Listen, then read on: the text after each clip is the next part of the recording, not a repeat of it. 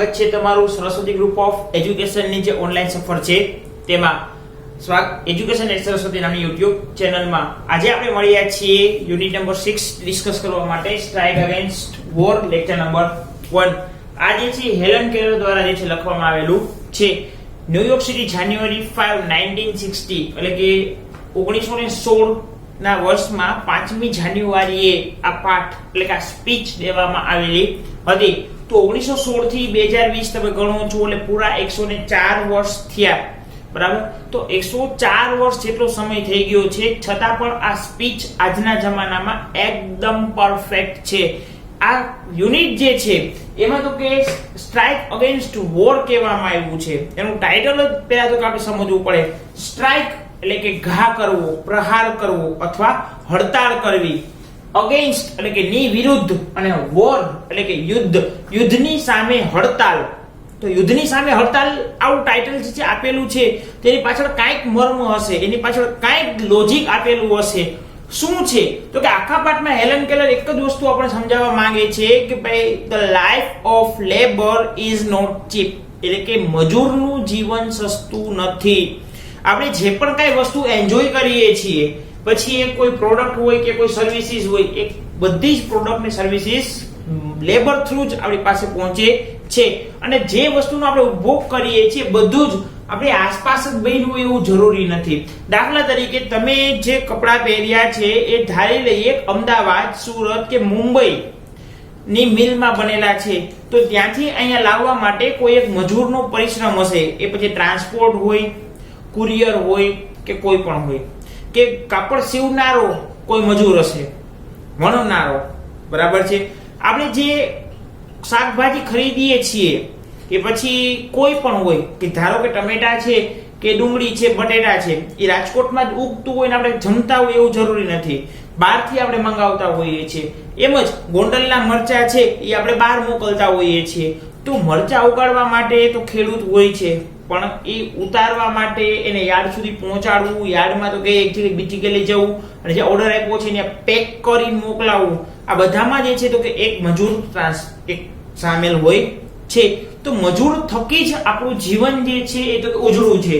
જો આ દુનિયાના મજૂરો હડતાલ ઉપર ચાલ્યા જાય તો દુનિયાનો એક પણ માણસ 7 દિવસથી વધારે જે છે એ પોતાનું જીવન નિભાવી શકે નહીં. કારણ તો કે જે આપણને વીજળી મળે છે એ કોલસા દ્વારા મળે છે. કોલસાને બાળીને થર્મલ પ્લાન્ટ, તો કોલસાની ખાણમાં કોલસો કાઢવા માટે મજૂરો હોય છે કમ્પ્લીટ.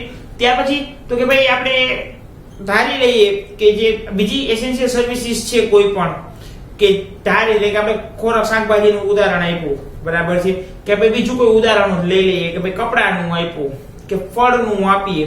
કોઈ પણ પેટ્રોલ ડીઝલની જે માઇન છે એ જે સાઇટ છે જ્યાંથી પેટ્રોલ ડીઝલ મેળવવામાં આવે છે ત્યાં પણ મજૂરો કામ કરે છે. XYZ જે પણ ઇમ્પોર્ટન્ટ વસ્તુ છે, સોનાની ખાણમાં મજૂરો, ઇલેક્ટ્રિસિટી ઉત્પન્ન કરવામાં મજૂરો. એટલે મજૂરો એટલે એવા નહીં કે ભાઈ જે કાળા કપડા પહેર્યા હોય, ગરીબ હોય, એ મજૂરો ન હોય. અમુક પ્રોફેશનલ મજૂરો હોય છે કે જે વ્હાઇટ કપડામાં જે છે તો કે ડ્યુટી બજાવતા હોય છે. ઓફિસમાં બેઠેલો કોઈ માણસ છે એ અધિકારી નથી, એ મજૂર જ છે એક પ્રકારનો. કારણ તેના બોસના જ કાર્ય એ તો કે સંપન્ન કરતો હોય છે. કે કોઈ પણ ડેમ છે કે એની ઉપર કામ કરતો અધિકારી છે, બરાબર છે, એ એક પ્રકારનો મજૂર જ ગણાય છે. કારણ તો કે એ પાણીને કંટ્રોલમાં રાખવા માટે, પાણી વરસાદ થતો હોય તો નીચેના ગામને અસર ન કરે એટલા માટે ત્યાં પોતાનું જીવન જોખમમાં નાખીને ડેમની સપાટી ઉપર નીચે પોતે ફરજ નિભાવતો હોય છે. આ બધા જ મજૂર કહેવાય છે. તો હેલન કેલર આ ચોખ્ખું કહે છે કે ભાઈ તમે જે કરવું એ કરો, પણ મજૂરોને તમારા યુદ્ધમાં સામેલ ન કરો. કારણ છેલ્લે યુદ્ધ પણ મજૂરોએ લડવાનું હોય છે. લોકડાઉન થયું હમણાં, આપણે બધાનો અનુભવ છે કે ભાઈ લોકડાઉન થયું તો બધાને ફટકો પડ્યો છે આર્થિક. તો આર્થિક ફટકો આપણને જે પડ્યો છે એની કમ્પેરમાં જે મજૂર માણસો છે કે જે દરરોજનું મજૂરી કરીને જમે છે એને થોડો વધારે પડ્યો છે. ટૂંકમાં આપણું જે અર્થતંત્ર છે એના જો ભાગ પાડવામાં આવે તો રિચ પીપલ, જે ધનિક લોકો છે તે, મિડલમેન અને પુઅર કે જેને BPL કહે છે, બિલો પોવર્ટી લાઈન. તો બિલો પોવર્ટી લાઈન નીચે જેટલા પણ વ્યક્તિ રહે છે એ બધાને લોકડાઉનનો સૌથી વધારે ફટકો પડેલો છે, કે એ લોકોને જે સૌથી વધારે અસર પડી છે. મિડલમેન ને નથી પડી એવું નથી, મિડલમેન ને પડી છે, પણ મિડલમેન ને કમ્પેરેટિવલી થોડી ઓછી અસર પડી છે. કારણ તો કે ભાઈ મિડલમેન જે છે એને મહિને માની લો કે 30,000 રૂપિયા કમાતો હોય તે 25,000 જ ઘરમાં દેશે, 5,000 નું ક્યાંક સેવિંગ કરતો હશે એવું આપણે ધારી લઈએ. તો લોકડાઉન પછીના જે ખુલ્યું અનલોક થયું તેમાં 5,000 માંથી એને થોડું ઘણું ઘર ખર્ચ કાઢેલું હશે. જે રીચ છે, જે ધનિકો છે એને કઈ ફેર નથી પડ્યો, એને કદાચ હજી લોકડાઉન વર્ષ દિવસ ચાલે એને કોઈ ફેર નથી પડવાનો. મુકેશ અંબાણીને શું ફેર પડે, લોકડાઉન કદાચ 1 વર્ષ ચાલે તો એને કઈ ફેર ન પડે, પણ એની મિલમાં કામ કરતો જે મજૂર છે એને મહિના દીનું લોકડાઉન નહીં નડે. તો આ જે છે એ હેલન કેલર આપણે સમજાવવા માંગે છે. તો શરૂ કરીએ છીએ પાઠ. તમારી પાસે પેન્સિલ અને ઇરેઝર હોવું કમ્પલસરી છે. અને બીજી એક ખાસ વાત, તમને જે હોમવર્ક અહીંથી દેવામાં આવે છે એ ફક્ત અને ફક્ત તમારા ભલા માટે જ આપવામાં આવે છે. કે અમને જે છે એમ કહીએ કે ભાઈ આ યુનિટ નંબર 6 છે એ સ્ટાર્ટિંગમાં જ કહી દઉં છું કે આની જેટલી શોર્ટ નોટ છે એ બધી જ તમારે યુનિટ પૂરું થશે ત્યાં સુધીમાં 2 વાર લખી અને હોમવર્કમાં બતાવવાની રહેશે. આમાં જેટલી શોર્ટ નોટ હોય એટલી. હવે આ પાઠ એક લેક્ચરમાં પૂરો નથી થવાનો, 2 કે 3 લેક્ચર કે 4 લેક્ચર વધીને કમ્પલસરી થવાના છે. એટલે 1 વીક આ પાઠમાં થાય. તો 1 વીક આ પાઠમાં થાય તો તમારી પાસે 1 વીક નો સમય મળે આ પાઠની જેટલી શોર્ટ નોટ હોય બધી જ 2 વાર લખીને કમ્પ્લીટ રાખવી. અને એ સિસ્ટમ મુજબ, સિસ્ટમ શું છે કે ભાઈ પહેલી શોર્ટ નોટ છે એ 1 વાર લખવાની, પછી પાછી એ જ શોર્ટ નોટ બીજી વાર લખવાની, બીજી શોર્ટ નોટ 1 વાર લખવાની, પછી એ જ શોર્ટ નોટ બીજી વાર લખવાની, એ રીતે. અને ખાસ અક્ષર સારા કરવા શોર્ટ નોટ લખતી વખતે આ ઢેરો નથી આપતા. ડન? બરાબર. શોર્ટ નોટ લખવાની છે 2 વખત, એ ફાઇનલ છે. યુનિટના સ્ટાર્ટિંગમાં કહું છું, છેલ્લે એન્ડ નો જે લેક્ચર હશે ત્યારે પણ આ જ સૂચના આપીશ કે શોર્ટ નોટ 2 વાર લખવાની છે, જેથી કરીને તમારે છેલ્લે દિવસે દોડવું પડે નહીં. સ્ટાર્ટ કરવું હોય તો આજથી જ આ લેક્ચર થી કરી દેજો કે ભાઈ યુનિટ નંબર 6 માં શોર્ટ નોટ 2 વખત આપી છે, લખવાની સ્ટાર્ટ કરી દેવી. અને ઇંગ્લિશનો ચોપડો અલગ રાખવો. જે હોમવર્ક કરો છો એમાં ઇંગ્લિશનું અડધા આ ચોપડામાં, અડધા ઓલા ચોપડામાં, અડધા ત્રીજા ચોપડામાં એમ ન રાખો. તમે જે ઇંગ્લિશનો ચોપડો બનાવ્યો છે એક જ રાખો, બધા અલગ અલગ ચોપડા ન રાખો. 23 તારીખેથી એક્ઝામ શરૂ થાય છે, એમાં 1 થી 5 પાઠ પૂછેલા છે, 6ઠ્ઠો 7મો 8મો 9મો ને 10મો. આ જે પાઠ છે એ તો કે ગવર્મેન્ટે બાદ કર્યા છે, પણ આ પાઠ જે છે એમાં સિન્થેસિસ જે છે કે એડિટિંગ છે એ ખૂબ વધારે મહત્વનો આ પાઠમાં આવે છે. એટલે આપણે આ પાઠમાં થોડુંક ટૂંકમાં જોઈ લઈએ. આ પાઠ નથી પૂછાવાનો પરીક્ષામાં, ફાઇનલ છે, પણ ભણવું એ કમ્પલસરી છે, ઇમ્પોર્ટન્ટ છે. કારણ પરીક્ષામાં નહીં પૂછાય પણ તમને જ્ઞાન હોવું જરૂરી છે. સ્ટાર્ટ કરીએ છીએ. Two begin with I have a word to say to my good friends. કે શરૂઆતમાં મારી પાસે કંઈક છે મારા મિત્રોને કહેવા માટે. કોને? તો હેલન કેલર કહે છે કે મારા જે પણ કે મિત્રો છે મારે એમને કંઈક કહેવું છે. તો એડિટર્સ એટલે કે જે સંપાદકો છે તે, and others who are move to PT me. Editors અને જે બીજા લોકો જે મારી પર મૂવ ટુ પીટી મી, કે જેઓ મારી પર તરસ ખાય છે, જેઓને મારી દયા આવે છે. Some people are grieved because they imagine I am in the hands of unprincipled persons who persuade me to adopt unpopular causes and make me the mouthpiece of their propaganda. આખો પેરેગ્રાફ આપણે એક વખત સિન્થેસિસમાં solve કરી ગયા છીએ. આ પેરેગ્રાફને tick mark કરી લેવો, કારણ કે ગવર્મેન્ટે એમ કીધું છે કે 6 થી 10 માં આનો રીડિંગ કોમ્પ્રિહેન્શન અને બ્લેન્ક્સ કે શોર્ટ નોટ આટલું જ નહીં પૂછાય. આમાંથી ગ્રામર નહીં પૂછાય એવું નથી કીધું. ગ્રામર 1 થી 10 પાઠમાં જેટલું છે, જ્યાંથી ઇમ્પોર્ટન્ટ લાગશે બધું જ પૂછાશે. આ પેરેગ્રાફ આખો ટિક કરી લેવો. કે જે લોકો મારી પર દયા ખાય છે, અમુક લોકો દુખી છે, ગ્રીવડ એટલે કે દુખી હોવું. Some people are grieved because કારણ કે તે ઇમેજિન, તેઓ એવું ઇમેજિન કરે છે I am in the hands of unprincipled person. Unprincipled persons એટલે કે બિન સિદ્ધાંતવાદી લોકોના હાથમાં હોવું. અમુક લોકો એવું માને છે કે ભાઈ હેલન જે છે એ તો કે અમુક બિન સિદ્ધાંતવાદી લોકોના હાથમાં છે. who persuade me to adopt unpopular causes. who persuade એટલે મનાવવું, જેઓ મને મનાવે છે to adopt એટલે સ્વીકારી લેવું, unpopular causes જે અપ્રસ્તુત કારણો છે એ સ્વીકારી લેવાની તેઓ મને સમજાવે છે. એટલે કે જે વાહિયાત વાતો હોય છે, જેનું કોઈ લોજિક નથી, એવી વાત તેઓ મને સ્વીકારવાનું કહે છે. and make me the mouthpiece of their propaganda. અને મને તેઓની યોજનાઓનો એક ભાગ બનાવે છે. માઉથપીસ એટલે કે ભાગ અને પ્રોપોગેન્ડા એટલે કે યોજના અથવા કાવતરા. કે અમુક લોકો દુઃખી છે એટલા માટે કે તેઓ એવું માને છે કે હું બિન સિદ્ધાંતવાદી લોકોના હાથમાં છું કે જેઓ મને મનાવે છે અપ્રસ્તુત કારણો સ્વીકારવા માટે અને મને એમની યોજનાનો ભાગ બનાવવા માટે. Now let it be understood once and for all. ચાલો એમને પહેલી અને છેલ્લી વાર કહી દઈએ. Now let it be understood આ પેસિવ રચના છે ઇન્ફિનિટિવ ની. જ્યાં લેટ વાળા વાક્ય આપેલા હોય એનું પેસિવ વોઇસ કઈ રીતે કરી શકાય તો આ એનું એક્ઝામ્પલ છે. Now let it be understood A V3 છે. ચાલો સમજી લઈએ once and for all. once and for all, once એટલે એક વખત and for all એટલે કે હંમેશા માટે, એક અને હંમેશા માટે એટલે કે પહેલી અને છેલ્લી વાર સમજાવી દઈએ કે I do not want that pity. મારે તેઓની સહાનુભૂતિની કોઈ જરૂર છે નહીં. I would not change places with one of them. કે હું મારું સ્થાન એમાંના એક પણ સાથે બદલીશ નહીં. આ શબ્દ બહુ મહત્વનો છે, સમજવા જેવો છે કે મારું સ્થાન ન બદલવું એટલે શું કે ભાઈ હું અહીંયા ઊભો છું, બરાબર, તો સ્થાન ન બદલવું it doesn't mean કે હું અહીંથી ઊભો રહીને અહીંયા ચાલ્યો જાઉં કે વળી પાછું અહીંયા કે હું આગળ આવતો રહું કે થોડો પાછળ ચાલ્યો જાઉં. આ સ્થાન બદલવું નહીં. સ્થાન બદલવું એટલે વ્યક્તિત્વ બદલવું. હું તેઓના કોઈ પણ સાથે મારું વ્યક્તિત્વ બદલાવીશ નહીં. નેક્સ્ટ કે છે I would not change places with one of them. I know that what I am talking about. મને ખબર છે હું શેના વિશે વાત કરી રહી છું. My sources of information are as good and reliable as anybody else's. My sources of information, મારા માહિતીના સ્ત્રોત જે છે એ એટલા જ પાવરફુલ અને રિલાયેબલ છે જેટલા કોઈ અન્યના હોય. આ જે વાક્ય છે કે my sources of information are as good and reliable as anybody else's positive ડિગ્રીનું વાક્ય છે. તો કમ્પ્લીટ ધ સેન્ટેન્સ માં આ વાક્ય આપે કે my sources of information are as good and as reliable, બરાબર. પછી તો કે બ્લેન્ક્સ હોય કે વાક્યમાં ક્યાંયથી પણ બ્લેન્ક્સ તમને આપી શકે છે. આ જે છેલ્લે છે as anybody else's એ પાછલો ભાગ આપે, આગલો ભાગ કમ્પ્લીટ કરવાનો હોય તો કમ્પ્લીટ ધ સેન્ટેન્સ માં તમને આપી શકે કોઈ યુઝ ઓફ કમ્પેરિઝન. કમ્પેરિઝન નો ઉપયોગ કરો પોઝિટિવ ડિગ્રીમાં as નો ઉપયોગ કરી અને વાક્યને કમ્પ્લીટ કરો તો તમારે કરવું પડે. તો આ વાક્ય ટીક માર્ક રાખજો કે મારા જે માહિતીના સ્ત્રોતો છે એટલા જ ગુડ એટલે કે સારા અને રિલાયેબલ એટલે કે ભરોસાપાત્ર એટલા જ સારા અને ભરોસાપાત્ર છે જેટલા કે અન્ય કોઈના હોય. I have papers and magazines. Papers એટલે કે ન્યૂઝપેપરની વાત છે. મારી પાસે પત્રકો અને મેગેઝિન્સ છે from England, France, Germany and Austria. ચાર અલગ અલગ દેશ છે. ઓસ્ટ્રિયા અલગ છે, ઓસ્ટ્રેલિયા અલગ છે. England, France, Germany and Austria.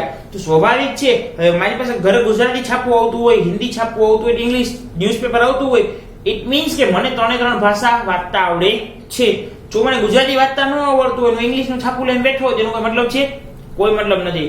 તો હેલન કેલરને ચાર ભાષા આવડતી હતી એ અહીંયા દેખાય છે. હેલન કેલર કહે છે કે મારી પાસે મેગેઝિન અને પેપર્સ જે છે એ ઇંગ્લિશમાં આવે છે, ફ્રાન્સની લેંગ્વેજ ફ્રેન્ચ, જર્મનીની જર્મન અને ઓસ્ટ્રિયાની ઓસ્ટ્રિયન લેંગ્વેજ થશે. Austrian AUSTRIAN Austrian. That I can read myself કે જે હું મારી જાતે વાંચી શકું છું. આ સેન્ટેન્સ ટિક માર્ક કરજો કારણ કે તમને રીડિંગ કોમ્પ્રિહેન્શનમાં પ્રશ્ન પૂછાય કે how many languages could Helen read. કે હેલન જે છે કે હેલન કેલર જે છે કેટલી લેંગ્વેજીસ વાંચી શકતા હતા. તો તમારે એટલું જ લખવાનું છે Helen Keller could read 4 languages. એના નામ દેવાના નથી. જો એમ પૂછે કે which 4 languages could Helen Keller read તો તમારે નામ દેવા પડે. તો જવાબ એમ થાય કે Helen Keller could read English, French, German and Austrian. Done. આ બે પ્રશ્નમાં તફાવત છે. ઘણી વખત જોયું છે કે ભાઈ આ પ્રશ્ન પૂછે કે how many languages food Helen Keller read, તો છોકરાઓ ચારે ચાર લખીને આવે છે Helen Keller food read French, Germany, England and Austria. આ ચાર તો દેશના નામ છે. દેશના નામ વંચાય નહીં, એની લેંગ્વેજ વંચાય.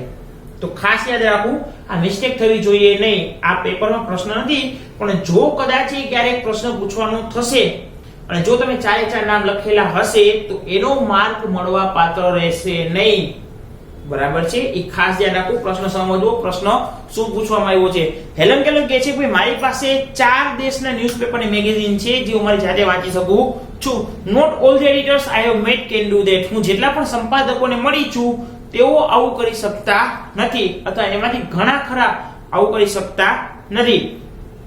Quite a number of them have to take their French and German second hand. એમાંથી ઘણા બધા એવા છે કે જેને જર્મન અને ફ્રેન્ચ જે છે એ તો કે સેકન્ડ હેન્ડ લેવા પડે છે. સેકન્ડ હેન્ડ એટલે કોઈની મદદ લેવી પડે છે. કોઈની મદદ એટલે કે ભાઈ એને જર્મની ને ફ્રેન્ચ ન આવડતું હોય તો જર્મનીનું પેપર હોય એમાંથી ઇમ્પોર્ટન્ટ વસ્તુ વાંચવી હોય તો એ શું કરે, જે ટ્રાન્સલેટર હોય એને કે તું જર્મનીમાં છાપું વાંચ અને મને ઇંગ્લિશમાં કન્વર્ટ કરીને કે આપણે ગુજરાતી ફાવે છે, આપણે ઇંગ્લિશ નથી ફાવતું, તો ઇંગ્લિશમાં જોયું હોય કે કઈ કાગળિયું આવ્યું હોય એટલે આપણા ઘરમાં જે છે આપણા વડીલ હોય એમ કે ભાઈ વાંચ તો હું આવ્યું છે, આપણે વાંચી કે કાંઈ નથી હવે આનું આમ જ છે. ડન. તો આપણે એને ટ્રાન્સલેટર કહીએ છીએ. તો એમાંથી ઘણા ખરા એડિટર્સ એવા છે જેઓને બીજાની મદદ લેવી પડતી હોય છે. They are an overworked, no, I will not depreciate the editors. કે no I will not depreciate the editors. Depreciate એટલે ટીકા કરવી, નિંદા કરવી, કે ના હું તેઓની નિંદા નહીં કરું. They are overworked, misunderstood class. તેઓ એક વધારે પડતા કામના બોજ નીચે દબાયેલા અને ગેરસમજણ પામેલો વર્ગ છે.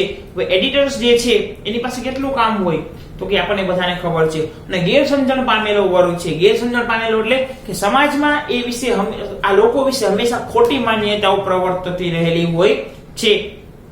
Let them remember, તેઓને યાદ રાખવા દો, though that if I cannot see the fire at the end of their cigarettes, neither can they thread a needle in the dark. આ પેરેગ્રાફ આપણે સિન્થેસિસમાં સોલ્વ કરી ગયા છે. તો સવાલ વગરની વાત છે, ટીક કરવો પડે. ચાલો તેમને યાદ રાખવા દો કે જો હું તેઓના સિગારેટની સામે છેડે આગ નથી જોઈ શકતી તો તેઓ પણ અંધારામાં સોય પોરવી શકતા નથી. એમાં needle in the dark, thread a needle એટલે કે સોયમાં દોરો પરવો અને એ પણ અંધારામાં. All I ask gentleman is, કે હું જે માંગુ છું, ઓલ આઈ આસ્ક જેન્ટલમેન કે હે જેન્ટલમેન હું જે પણ કઈ માંગુ છું ઈ ફેરફિલ્ડ એન્ડ નો ફેવર, કે હું શું માંગુ છું ફેરફિલ્ડ. ફેરફિલ્ડ એટલે કે જ્યાં, ફેર એટલે કે ઉચિત, ફિલ્ડ એટલે કે જગ્યા, અને નો ફેવર એટલે કે નિષ્પક્ષ, કે જ્યાં જે છે કોઈ સાથે અન્યાય ન થતો હોય અને જ્યાં કોઈ સાથે તો કે પક્ષપાત ન થતો હોય એવી વસ્તુની હું માંગણી કરું છું. I have entered the fight against preparedness. preparedness એટલે વ્યવસ્થા અથવા સુસજ્જતા, કે preparedness એટલે કે એક પ્રકારની વ્યવસ્થા. હું હવે જે છે સુસજ્જતા જે છે આ દેશનું જે અર્થતંત્ર છે, જે દેશનું રાજકીય તંત્ર છે એની જે સુસજ્જ એની વ્યવસ્થા છે એની સામેની ફાઇટમાં પડી ચૂકી છું.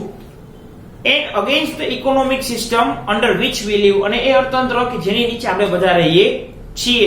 It is to be a fight to the finish and I ask no quarter. હવે આ જે લડાઈ છે એ અંત સુધી લડાશે અને એમાં વચ્ચે હું કે વિરામ ઈચ્છતી નથી.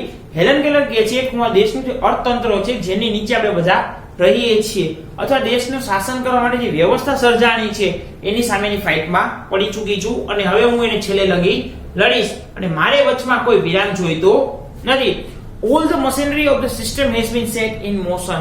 કે all the machinery of the system, કે સિસ્ટમ જે છે આ જે તંત્ર છે એના જેટલા પણ મશીનરી છે એ બધી જ કામ પર શરૂ થઈ ગઈ છે.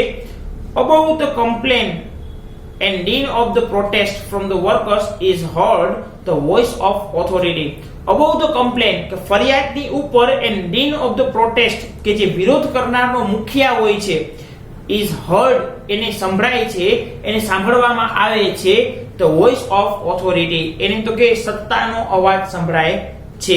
સામાન્ય તમે કોઈ કમ્પ્લેન કરો છો, કોઈ મજૂર માણસ કમ્પ્લેન કરતો હોય કે કોઈની આગેવાની હેઠળ રેલી કાઢતો હોય તેનો જે મુખિયા હોય એને કોનો અવાજ સંભળાય તો કે જે ઓથોરિટી હોય એનો.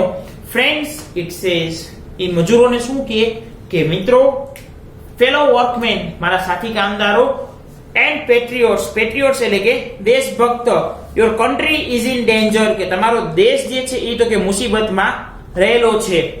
બરાબર છે.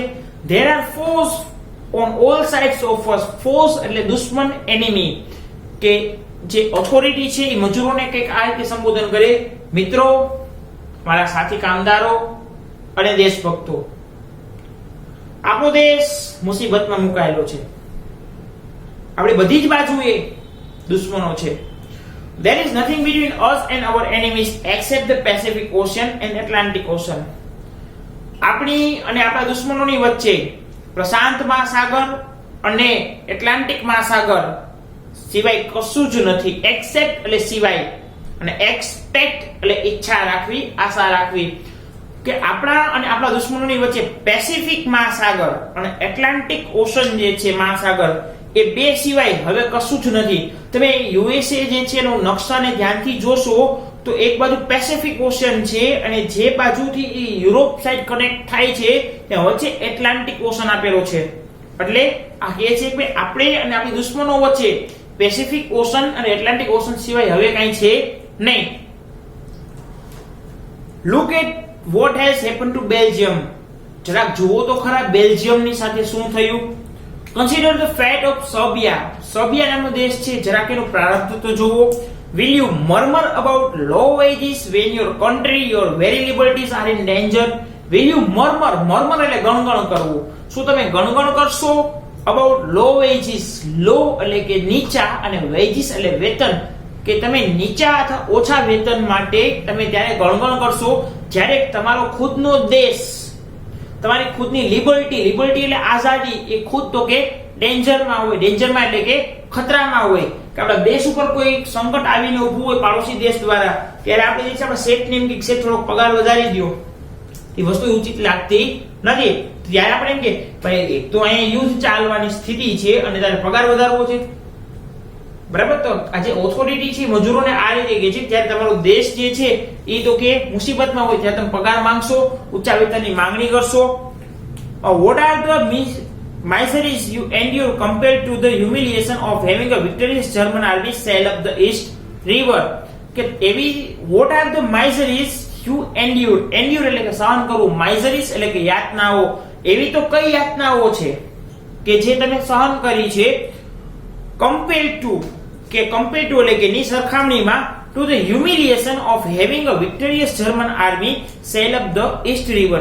East River પર sail up એટલે કે સવારી કરતી, કે ઈસ્ટ રિવર જે છે ત્યાં વિરાજતી, ત્યાં રાજ કરતી જર્મન સેના છે એની જે નિર્દયતા વાપરી છે એની કમ્પેરિઝનમાં એવી કઈ બર્બર, એવી કઈ માઇઝરીસ છે કે જેનો તમે સામનો કરેલો છે.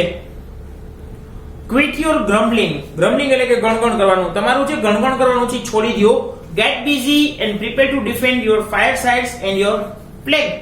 કે get busy કામે લાગો અને જે છે તો કે prepare to defend એટલે કે રક્ષા કરવી, prepare એટલે કે તૈયાર થવું, અને તૈયાર થાવ રક્ષા કરવા માટે શેની તો કે your firesides and flag post and your flag. your firesides એટલે કે તમારી જે સાઈડ છે, તમારા જે દેશની સીમાડાઓ છે એ, અને your flag એટલે કે તમારો જે દેશનો રાષ્ટ્રધ્વજ છે એને બચાવવા માટે તો કે તમે તૈયાર થાઓ.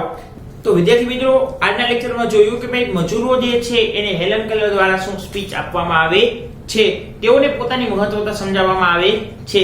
વધુ મળીએ છે નેક્સ્ટ લેક્ચરમાં. ત્યાં સુધી વાંચતા રહો. આ પાઠના દરેકે દરેક શબ્દો ભલે પરીક્ષામાં ન પૂછાવાના હોય પણ સિન્થેસિસ, એડિટિંગ અને કમ્પ્લીટ ધ સેન્ટેન્સ અને ડુ એસ ડાયરેક્ટેડ માટે તો કે ઇમ્પોર્ટન્ટ છે, કારણ કે આમાં શબ્દો અઘરા લાગે સ્વાભાવિક છે. આનો કોઈ પેરેગ્રાફ મૂકીએ તો પેપર થોડું ટફ નીકળે. તેના માટે અમારો જે પેપર સેટર્સ છે શિક્ષકો છે એનો હોટ ફેવરિટ કહી શકાય, બરાબર છે. તો ગ્રામરની દ્રષ્ટિએ આમાંથી ઘણું બધું વસ્તુ પૂછાઈ શકે એમ છે. તો પાઠ વાંચતા રહ્યો, નો સમજાઈને પૂછતા રહ્યો. મળી છે નેક્સ્ટ લેક્ચરમાં. ત્યાં સુધી જય હિન્દ, જય ભારત એન્ડ વંદે માતરમ.